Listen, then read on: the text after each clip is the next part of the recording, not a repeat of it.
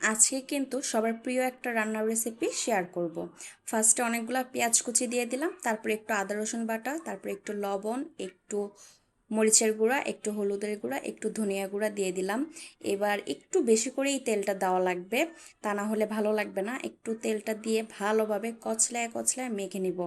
আর এটার অর্ধেক স্বাদই কিন্তু মাখার মধ্যে, আমি কিন্তু অনেক সময় নিয়ে মেখেছি।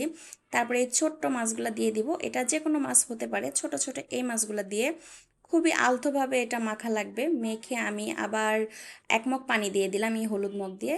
তো তারপরে সুন্দর করে একটু মুছে টুছে চুলাটা এখন অন করে দিব। আর এই যে অলরেডি বলক চলে আসছে।